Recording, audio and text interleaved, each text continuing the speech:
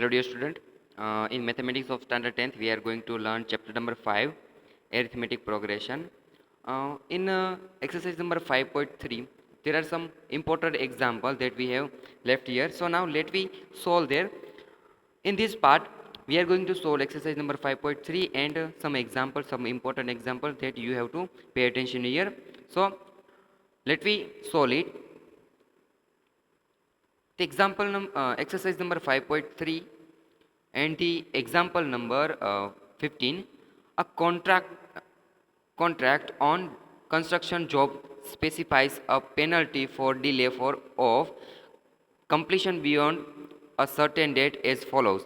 कि अगर कोई कंस्ट्रक्शन कॉन्ट्रैक्ट है उसमें क्या है कि अगर कोई एक दिन पे जो डिले हो, कोई भी कॉन्ट्रैक्ट दिया गया है, अगर उसका डिले हो तो उस पर पेनल्टी रखी गई. तो किस तरह की पेनल्टी है? तो कि 200 rupees for the first day. अगर फर्स्ट डे एक डे डिले हुआ तो उसका जो पेनल्टी है कितना होगा? तो कि 200 रुपये होगा. Next day rupees 250 for the second day, means दूसरे दिन होगा तो 200 जो पहले दिन पेनल्टी लगी थी वो 50 एक्स्ट्रा, मीन्स कि कितनी हुई? तो कि 250 पेनल्टी हुई. Rupees 300 for the third day, means third day हो जाएगा तो 200 रुपये पहले दिन के, 50 दूसरे दिन के और तीसरे दिन के 50, मीन्स कितने हुए? तो कि 300. तो 300 रुपीज़ है वो कितने तीसरे दिन पे पेनल्टी लगेगी. तो इस तरह से हमें एक सीक्वेंस मिलेगी. 200, 250, 300, 350, 400, 450, इस तरह से कि हमें एक सीक्वेंस मिलेगी. तो एक क्या हो जाएगी? एक एरिथमेटिक प्रोग्रेशन हो जाएगा. The penalty for each succeeding day being ₹15 more than for the preceding day. तो यहाँ पे हमने जैसे देखा कि प्रीसीडिंग डे है उससे 50 रुपये ज़्यादा दूसरे दिन में पेनल्टी लगेगी. तो पहले दिन 200 थी, दूसरे दिन 250, इस तरह से 50-50 रुपये है वो आगे के दिन में ऐड होते जाएंगे. How much money the contractor has to pay as penalty if he has delayed the work by 30 days. तो अगर उसने 30 दिन की के लिए जो वर्क है वो डिले किया तो कितनी पेनल्टी उसे लगेगी? तो इस तरह से हमारे पास उसका सॉल्यूशन मिल जाएगा. तो it can be observe that this penalties are in AP. AP में ही है क्योंकि उसकी जो हमारे पास फर्स्ट टर्म है और फर्स्ट टर्म के हिसाब से हमने जो कोसिक्वेंस कोई भी दो टर्म ली तो उनका जो डिफरेंस है वो भी सारी की सारी सेम आएगी. क्या आएगा? 50 आएगा. Have the first term as 200 and common difference is 50. So here A is equal to 200 and D is equal to 50. Penalty that has to be paid if he has delayed the work by 30 days is equal to S30. Means यहाँ पे जो अगर उसने 30 दिनों के लिए जो work है वो डिले किया तो उसकी पेनल्टी 30 दिनों की कितनी होगी? 30 दिनों की मीन्स हमें उसका सम लेना है. मीन्स जो 30 दिनों का जो पेनल्टी है उसका हमें सम लेना है. तो इसको क्या किस तरह से उससे डिफाइन करेंगे? S30. अब हमारे पास S30 मीन्स के SN का जो सम का है वो हमारे पास फॉर्मूला है वो रखेंगे. तो उस फॉर्मूला के हिसाब से हमें कुछ इस तरह से मिलेगा. S30 is equal to 30/2 into 2 into a means 200 plus n-1. n कितने हैं? तो कि 30 है तो 30-1 इंटू 50. डी 50 क्या है? d है. Then after we get 30/2 is equal to 50, 2 into 200 is equal to 400 plus 29 into 50 is equal to 1450. तो 15 into 1850 एंड उस हिसाब से हम मल्टीप्लिकेशन करेंगे तो 27750 मीन्स 270,750 रुपीज़ है उसका पेनल्टी उसे 30 दिनों के लिए लगेगा. Therefore the contractor has to pay rupees 270,750 as a penalty. Now next example number 16. A sum of rupees 700 is to be used to give 7 cash prizes to students of a school for their overall academic performance. If each prize is rupees 20 less than its preceding price, find the value of each of the prizes. तो यहाँ पे क्या कहा गया है कि हमें जो 700 रुपीज़ है उनका हमें 700 रुपीज़ दी गई है, और कहा है कि जो 700 रुपीज़ है उन्हें सारे के सारे बच्चों के अंदर बांट दो। और उसमें क्या कहा है कि जो फर्स्ट प्राइज़ है उसका जो अमाउंट है, उसके बाद जो सेकंड प्राइज़ का अमाउंट है वो सेकंड प्राइज़ का अमाउंट फर्स्ट प्राइज़ का जो अमाउंट है उससे 20 कम है। कितने रुपए?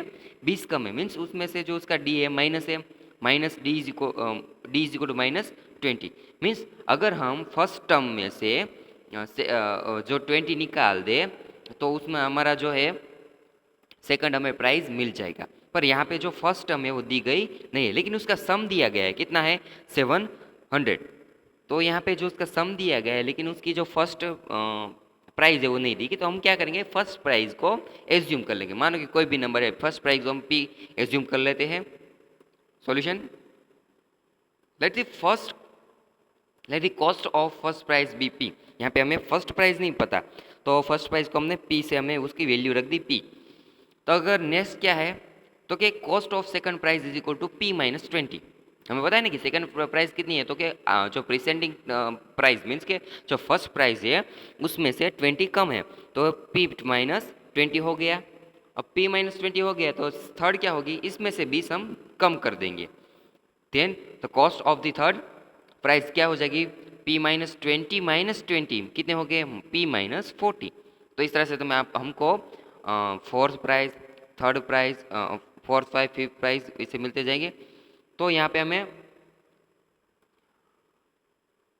सारी की सारी जो एक जो सीक्वेंस हमें मिलती है सीक्वेंस हमें फाइंड करनी है। तो it can be observe that the cost of prize are in AP having common difference as -20। यहाँ पे पता है कि जो नेक्स्ट प्राइस होगा वो अपनी प्रिसेंडिंग प्राइस से 20 रुपीज़ कम होगा, तो मीन्स कि उसका डिफरेंस क्या हो गया, -20 होगा। And first term as a p, first term क्या है, पी है। हमारे पास है यहाँ total sum of this prize है कितना है, 700 है। तो उसका जो उस हिसाब से हम उसकी फॉर्मूला में सारी वैल्यू रख के हम पी है वो फाइंड कर सकते हैं। तो ए इज इक्वल टू क्या हमने एज्यूम किया, पी किया, और d is equal to -20। So given that S7 is equal to 700। तो यहाँ पे हमें दिया गया है कि जो सारे के सारे प्राइस है उनका जो सम होता है वो कितना है, 7 जो प्राइस है उनका जो सम कितना है, 700। तो उसका S7 का फॉर्मूला क्या आ गया, 7/2 2a + 7 - 1d is equal to 700। तो यहाँ पे सारी वैल्यू है रखेंगे तो 2a + 6/2 हमने जो 7 था उसे इस तरह से यहाँ राइट साइड में भेज दिया, तो 700/7 क्या हो जाएगा, 100। तो यहाँ पे क्या बचेगा, 100। तो 2a + 6 × -20/2 is equal to 100 is equal to, अब सब में से 2 कॉमन निकलेगा, 2a में से 2 कॉमन, 6 में से भी 2 कॉमन, तो 2 कैंसिल हो जाएगा। तो यहाँ पे बचेगा क्या, a + 3 × -20 इज इक्वल टू 100। तो a -60 इज इक्वल टू 100। तो a क्या मिले हमें, 160। तो हमें फर्स्ट प्राइस है उसकी प्राइस मिल गई कितनी है, तो क्या वो 160 है। अब क्या करना है, उसमें से 20 डिडक्ट करना है। Therefore the value of each price was 160। उसमें से 20 कम कर दे तो 140, उसमें से 20 कम कर दे तो 120, उसमें से 20 कम कर दे 100, फिर 80 और 60, और लास्ट में 7th प्राइस है उसकी अमाउंट क्या है, तो क्या 40। तो इस तरह से हमें जो सम दिया गया था उसमें से ए और डी फाइंड करके उसमें से हमने सारी की सारी जो वैल्यू है वो फाइंड कर दी। Now example number 17। In school student thoughts of planting trees in in and around the school to reduce air pollution. It is a good idea to plant a tree for a better environment. So here student decided to plant trees around the school to reduce pollution. It was decided that the number of trees that each section of each class will plant. तो क्या कहा गया कि जो plant tree जो tree है उसे plant करने के लिए सारे की जो स्टैंडर्ड है ईच क्लास है, सारे के सारे क्लास है वो एक एक प्लांट है वो इस तरह से कुछ प्लांट करेंगे। Will be the same as the class. अगर 9th का क्लास है तो उसमें कितने ट्री है वो प्लांट करेंगे तो के 9। 10th का क्लास है तो उसमें कितने ट्री वो प्लांट करेंगे तो कि 10th। फर्स्ट का क्लास होगा तो फर्स्ट एक प्लांट है एक ट्री है वो प्लांट करेंगे। तो इस तरह से सेकंड होगा तो दो ट्री इस तरह से उसे प्लांट करना है in which they are studying. For example, a section of class 1 will plant one tree, section of class 2 will plant two trees and so on still class कितने तक है तो कि 12 क्लास तो कि 12 जो हमारा स्टैंडर्ड 12 है उस तरह से 1 से लेकर स्टैंडर्ड 12 तक ये जो है हमें ट्री प्लांट करने हैं। There are 3 section of each class कि 3 सेक्शन के ईच क्लास है। How many trees will be planted by the student. तो कितने ट्री है प्लांट हुए गए। The solution of given example it can be observe that the number of trees plant by the student in AP में हो गए क्योंकि first standard है उसके बाद सेकंड आता है तो वन और सेकंड के बीच में डिफरेंस कितना 1 होगा। सेकंड और थर्ड के बीच में कितना डिफरेंस होगा 1 होगा। थर्ड और फोर्थ के बीच में कितना डिफरेंस होगा 1 होगा। मीन्स के सारे जो डिफरेंस है वो सेम है। तो ये जो सीक्वेंस हमें मिलेगी उस सीक्वेंस में केस में कैसी होगी तो एरिथमेटिक प्रोग्रेशन में होगी। तो किस तरह से मिलेगी 1 2 3 4 5 एंड 12। तो फर्स्ट टर्म क्या है ए है। डिफरेंस क्या मिलेगा 2 - 1 = 1। कोई भी ले लो कोई भी दो कॉन्सिक्वेंस टर्म ले लोगे तो उसमें से अगर उसका डिफरेंस हम निकालेंगे तो इस तरह से हमें मिलेगा। तो हमारे पास क्या है Sn = n/2 2a + n - 1 d। हमारे पास कितने 12 टर्म है। कितने टर्म है 12 मीन्स क्लासेस कितने 1 से 12 है तो मीन्स n कितना हो जाएगा 12 हो जाएगा और a तो हमें मिल गया 1 और d कितना है 1। तो इस तरह से सारी की सारी जो फॉर्मूला में वैल्यूज रखेंगे तो क्या मिलेगा हमें तो कि S12 = 12/2 2 × 1 + 12 - 1 × 1 = 6 × 2 + 11 हो जाएगा। और उसी तरह से 6 × 13 और 13 6 कितना हो जाएगा 78। तो हमें स्कूल में कितने प्लांट हमने कितने ट्रीज हमने प्लांट किए तो क्या 78 है वो प्लांट किए। Therefore number of trees planted by one section of classes. एक सेक्शन के द्वारा कितने ट्री है वो प्लांट किए गए 78 एक सेक्शन में। तो अब इतने स्कूल में कितने सेक्शन है हमने लास्ट में पता था लास्ट में कहा गया है कि कितने सेक्शन ऐसे 3 सेक्शन है। तो 3 सेक्शन के हिसाब से कितने प्लांट हुए होंगे ट्री प्लांट किए गए होंगे। The number of trees planted by 3 section of the classes = क्या हो जाएगा हम उसे 3 बार मल्टीप्लाई कर देंगे तो 3 × 78 = क्या हो जाएगा 234। Therefore 234 trees will be planted by the student of 3 sections. Example number 18. A spiral is made up of successive semicircle which centers alternative A and B. Starting with center A of radius 0.5 centimeter, 1.0 centimeter, 1.5 centimeter, 2.0 centimeter as shown in figure. What is the total length of such a spiral made with or made up of 30 consequence semicircles। यहाँ पे पाई की जो value दी गई है 22/7।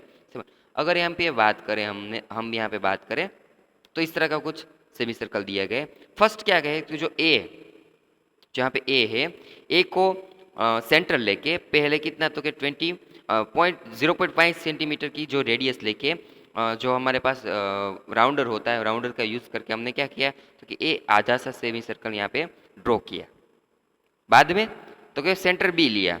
A semi circle draw हो जाने के बाद उसने सेंटर बी लिया। तो कि सेंटर बी लेने के बाद उसने कितनी रेडियस रखी 1.0 लेके फिर से उसने इतना सेमी सर्कल ड्रॉ किया। अब तो कि फिर से उसने ए लिया ए को सेंटर रख के कितना तो के 1.5 सेंटीमीटर की रेडियस लेके उसने ए जो सर्कल है वो ड्रॉ किया। उसी तरह से 2.0 सेंटीमीटर है उसको बी से लेके उसने फिर से ऐसा सेमी सर्कल ड्रॉ किया। तो इस तरह से पहले एक ए से एक सेमी सर्कल ड्रॉ करेगा फिर बी को सेंटर लेके ऐसा सेमी सर्कल ड्रॉ करेगा फिर ए को मीन्स ए से ही हमें एक स्पाइरल मिलता जाएगा। ऐसा ही एक स्पाइरल मिलता जाएगा। तो हमें 30 कॉन्सिक्वेंस सेमी सर्कल, कितने 30, ऐसे 30 सेमी सर्कल, ये पहला, ये दूसरा, तीसरा, चौथा, पांचवा, छठा, तो इसे सातवां, आठवां, ऐसे सेमी सर्कल, कितने सेमी सर्कल 30 सेमी सर्कल। तो यहाँ पे एस हमारे पास एन क्या हो जाएगा, n is equal to 30, means हमें 30 सेमी सर्कल है उसका जो वैल्यू है वो फाइंड करना है। लेकिन पहले हमें वो जो लेंथ है, लेंथ फाइंड करने के लिए पहले तो हमें हर एक जो यहाँ पे सेमी सर्कल की है उसकी लेंथ हमें पता होनी चाहिए। तो उसकी लेंथ किस तरह से मिल सकती है, तो हमारे पास फॉर्मूला है, हमारे पास फॉर्मूला है। क्या फॉर्मूला है, तो कि सर्कल, सर्कल है उसका पेरीमीटर जो है वो हमें किस तरह से मिलता है, तो उसका जो लेंथ होगा, लेंथ वो किस तरह से मिलता है, 2πr। सर्कल है उसका, सर्कल है उसका लेंथ क्या, फॉर्मूला क्या है, 2πr। लेकिन हमें यह कैसा है, semi circle, means half circle ही, हाफ सर्कल की लेंथ है वो ही चाहिए हमें, यहाँ पे सेमी सर्कल है वो चाहिए। तो यहाँ से क्या कर देंगे, 2 हम रिमूव कर देंगे तो क्या मिलेगा, πr। तो उसका जो सेमी सर्कल है उसकी लेंथ है, एक सेमी सर्कल की लेंथ है वो क्या है, ये πr होगी। तो यहाँ पे हम रेडियस दी गई है 0.5, 1.0, 1.5, 2.0 सेंटीमीटर। तो सारी की सारी जो वैल्यू है वो यहाँ पे रखते जाएंगे, R1, R2, R3, R4, R6 इस तरह से रखते जाएंगे। और जो हमें जो सीक्वेंस मिलेगी उस सीक्वेंस के बाद हमें S30 फाइंड करेंगे, और S30 जो फाइंड होगा वो हमारा क्या हो जाएगा कि जो total length of spiral made up of 30 consequence semi circles.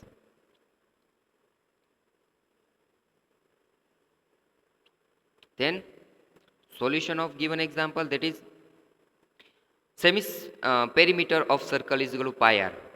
हमें पता है कि सेमी पेरीमीटर है ऑफ सर्कल क्या हो जाएगा, πr होगा। अगर पेरीमीटर ऑफ सर्कल क्या है 2πr, तो सेमी सर्कल का क्या होगा, πr। इस तरह से L1, L1 जो हमारे पास जो सेमी सर्कल है उसकी लेंथ क्या हो जाएगी, L1 is equal to pi into R1, R1 क्या है 0.5 इज इक्वल टू π/2 सेंटीमीटर। इस तरह से L2 क्या, हमारे पास L3 क्या, L2 और L3 क्या मिलेगी, L2 is equal to pi into 1 से is equal to pi centimetre. हम पाई की वैल्यू ऐसे ही रखेंगे। L3 is equal to pi into 1.5 is equal to क्या हो जाएगा, 3/2, 3π/2, 1.5 क्या होता है, 3/2 होता है, तो सेंटीमीटर। तो इस तरह से हमें सीक्वेंस मिल जाएगी। Therefore L1, L2, L3 is, that is the length of the semicircles are in AP, that is π/2, पाई, 3π/2, 2π। इस तरह से हमें उसे सेमी सर्कल की लेंथ है वो मिलती जाएगी। फिर क्या आएगा 5/2। तो यहाँ पे ए है इज इक्वल टू π/2, और डी डिफरेंस क्या मिलेगा, पाई माइनस π/2, दैट इज π/2। कैसे मिलेगा आपको पता है कि यहाँ पे जो पाई माइनस π/2 क्या होगा कि पाई माइनस π/2 है, तो यहाँ पे दोनों का जो डिनोमिनेटर सेम करने के लिए क्या करेंगे, तो यहाँ पे 2 है तो यहाँ पे 2 से मल्टीप्लाई और डिवाइड करेंगे, तो 2π माइनस पाई बाय, अब दोनों का डिनोमिनेटर सेम है तो क्या रख देंगे, 2 रख देंगे। 2π में से पाई जाएगा, क्या आएगा π/2। तो इसका जो आंसर है क्या मिला, डी इज इक्वल टू π/2। तो हमें क्या फाइंड करना है, S13। तो 13 जो है ऐसे 13 जो सेमी सर्कल है उसकी लेंथ फाइंड करनी है। तो S13 इज इक्वल टू क्या हो जाएगा, we know that the sum of the terms of an AP is given by, क्या हो जाएगा, Sn is equal to n/2 2a plus n-1d। तो उसमें से सारी की सारी वैल्यू रखेंगे तो क्या मिलेगी हमें, तो कि S13/2 is into 2/π/2 plus 13 minus 1π/2, 13/2 pi plus 12π/2, तो 12π/2 हो जाएगा 6π और 6π और प्लस पाई क्या हो जाएगा 7π, 13/2 7π, तो 13 7 से क्या हो जाएगा 91 π/2। ना पाई की वैल्यू जो रख देंगे हम 22/7, तो अब क्या हो जाएगा, तो यहाँ पे 7 13 7 से क्या हो जाएगा 91, और यहाँ पे 11 12 सा 22, तो 13 और 11 बचेंगे, तो उसका आंसर क्या आएगा 143। तो 143 के हिसाब से तो क्या जो 13 ऐसे सेमी सर्कल है, उनकी टोटल लेंथ क्या हो जाएगी, तो हमें यहाँ पे उसकी लेंथ मिल जाएगी। Therefore, the length of such spiral of 13 consequent semicircles will be 143 centimeters.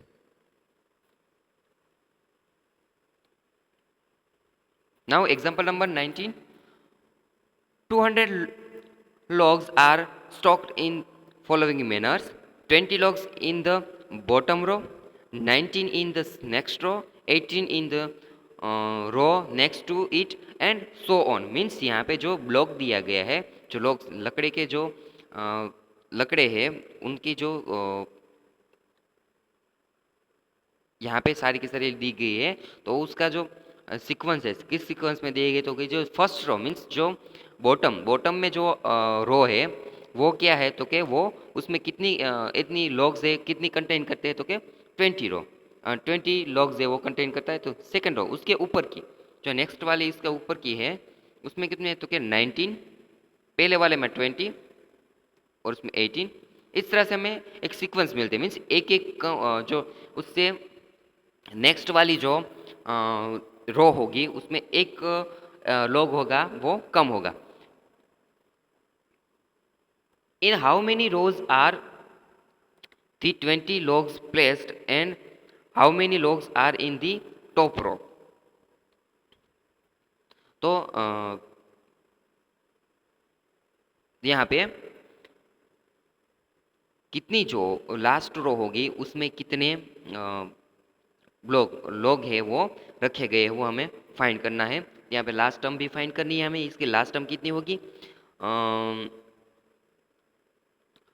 तो इस तरह से ये पहली रो हो गई, ये सेकंड रो हो गई, ये थर्ड रो हो गई। तो हमें रो है वो फाइंड करना है। तो हमें यहाँ पे टोटल सम दिया गया है, मीन्स इसमें कितनी लॉग्स है वो दी गई है, 200 लॉग्स है। तो इस तरह से हम उसका जो टोटल रो है, नंबर ऑफ रो है वो फाइंड कर सकते हैं। तो solution of given example, it can be observe that the number of logs in row are in AP, क्योंकि यहाँ पे जो सारी की सारी लॉग्स दी गई है वो एक एपी क्रिएट करती है, सीक्वेंस क्रिएट करती है, और सारी की सारी एपी है जो सीक्वेंस है वो एपी में है, क्योंकि उसकी जो डिफरेंस है वो कितना है, एक है। 20, 19, 18 for this AP we can find a is equal to 20 और d क्या हो जाएगा, a2 minus a1 is equal to 19 minus 20 is equal to -1। तो d क्या आएगा, माइनस, क्योंकि जो 1 it is decreasing by 1, means इसका जो डिफरेंस है वो -1 आएगा। Let a total of 20 logs be placed in an row. यहाँ पे कितनी, तो ये जो सारी की सारी रो है उसमें 200 logs है वो इसमें प्लेस की गई है, इसमें रखी गई है। तो हमें इसकी नंबर ऑफ एन फाइंड करना है। एस एन दिया गया है, हमें एन फाइंड करना है। तो उसका जो फॉर्मूला है S N is equal to 200।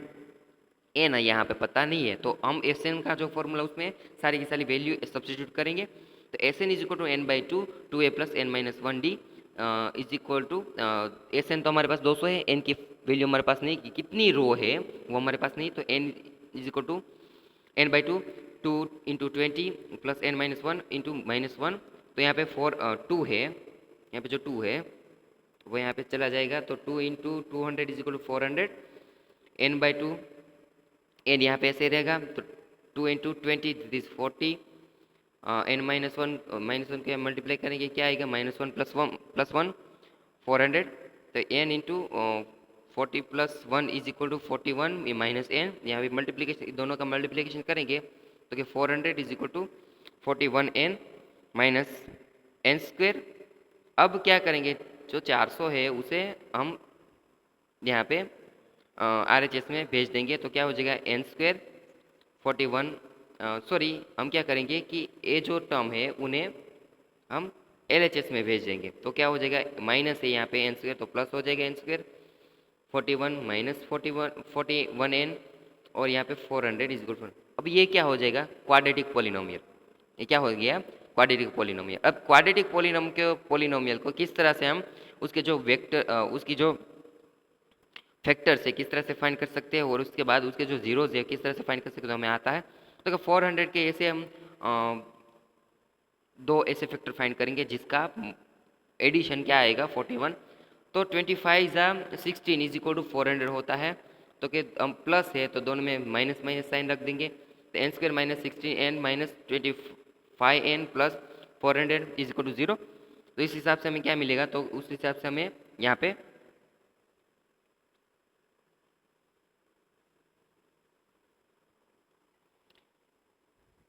n into N minus 16 minus 25, तो n minus 16 is equal to 0। तो n minus 16 into N minus 25 is equal to 0। तो either n minus 16 is equal to 0 और n minus 25 is equal to 0।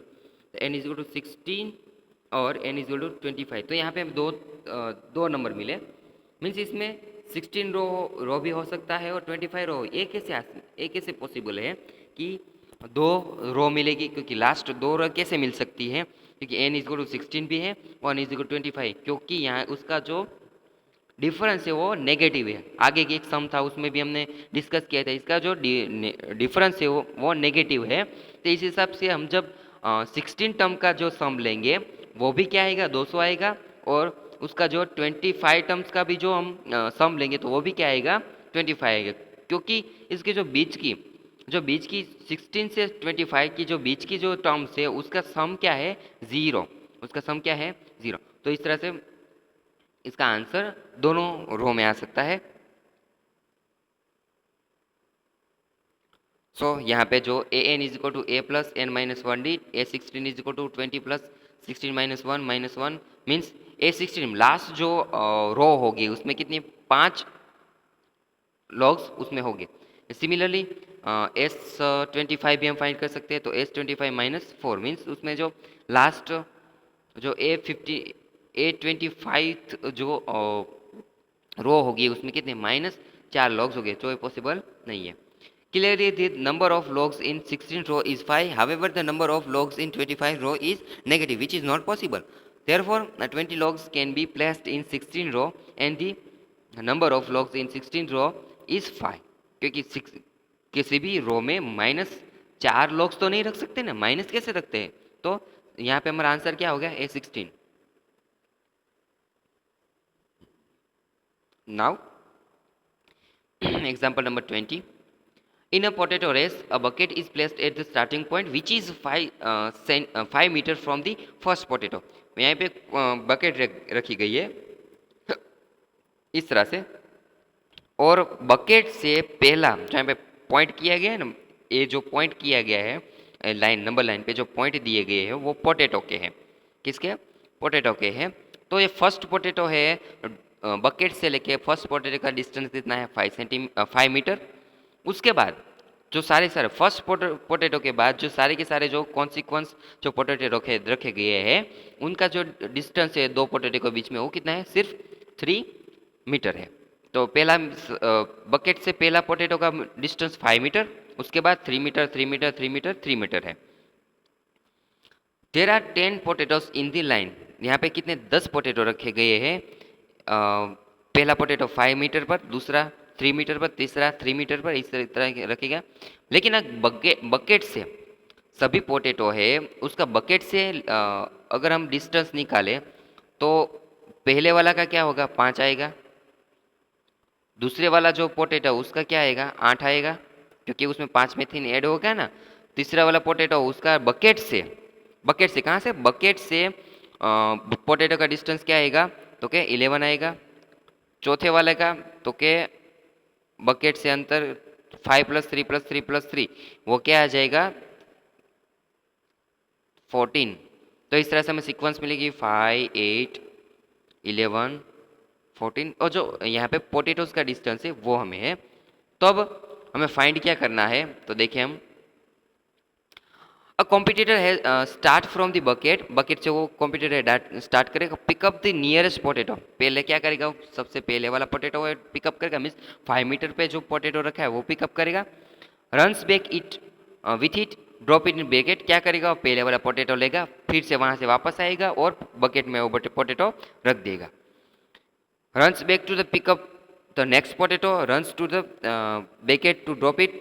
फिर से क्या करेगा, तो दूसरा वाला जो पोटैटो उसको लेने फिर से जाएगा, वो बकेट से के वहाँ से वो पोटैटो लेगा और वो फिर से वापस आकर बकेट में रखेगा। मीन्स वो पहला वाला पोटैटो लेने जाएगा, वापस आएगा रखेगा, फिर दूसरा लेने जाएगा, वापस आएगा रखेगा, फिर तीसरा लेना जाएगा, वापस आएगा रखेगा। तो इस तरह से जो 10 से 10 जो हमारे पास 10 पोटैटोज है, तो कि 10 से 10 पोटैटोज है वो इस तरह से वो लेके आएगा।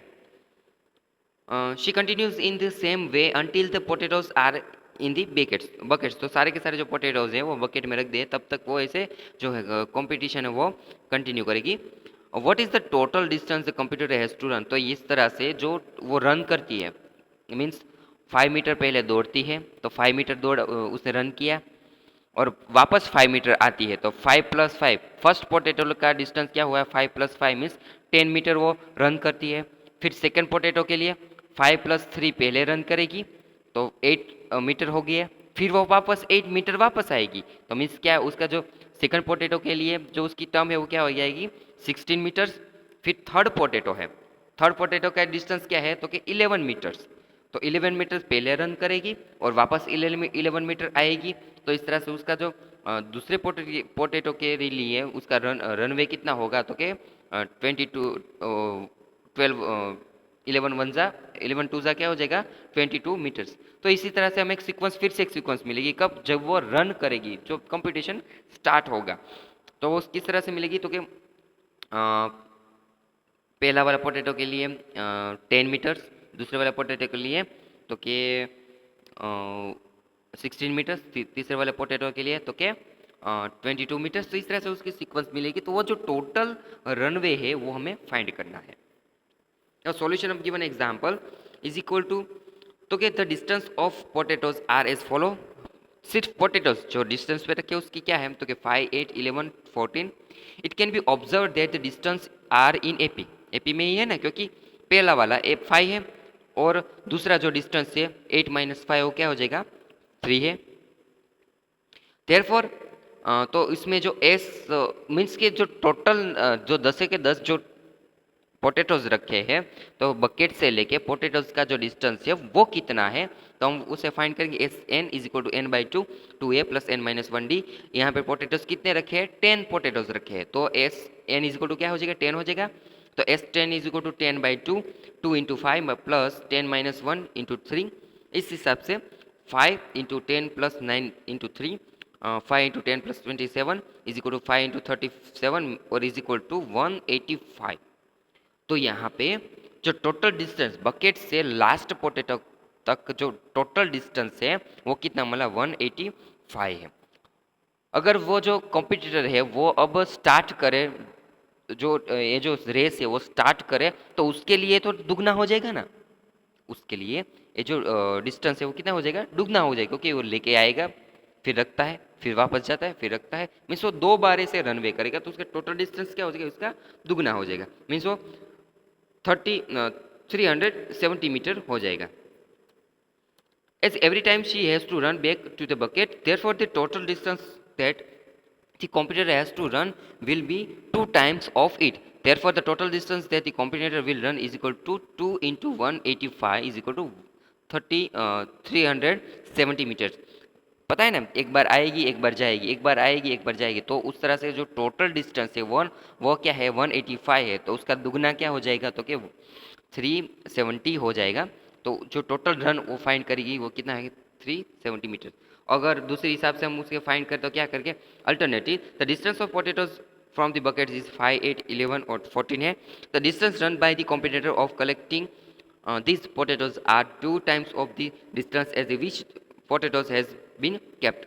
Therefore the distance will be the run r। तो जो वो रनवे है दूसरी तरह से किस तरह से फाइंड कर सकते हैं, तो हमारे पास उसकी एक दूसरी सीक्वेंस मिलती है। किस तरह से, तो कि पहले पोटैटो के लेने जाने के लिए वो पहले जाएगी फिर आएगी, तो उसका टोटल डिस्टेंस क्या हुआ, 10 मीटर्स। दूसरा पोटैटो लेने जाएगा तो 8 + 8 16 मीटर। तो ये सीक्वेंस से हमें इस तरह से कुछ मिलेगी, 10 16 22 28 मीटर्स 34 मीटर्स। तो इसका जो पहला टर्म है वो 10 है, डिस्टेंस कितना होगा, 16 - 10 इज इक्वल टू 6। तो यहाँ पे S10 हमें फाइंड करना, तो उसका फॉर्मूला हम यहाँ रखेंगे, तो कि S10 इज इक्वल 10/2 2 × 10 + 10 - 1 6।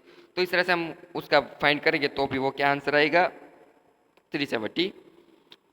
तो therefore the competitor will run a total distance of 370 meters, mean 370 metres. दो तरह से फाइंड कर सकते हैं। So now these all example are so very important, so you have to write it two times in your one time in fair book and one time in rough book. And remember, one of the one example from this all example may be asked in exam. So prepare it, and if you can if you found any doubt, if you have any problem in solving this example, then you can call me. Okay.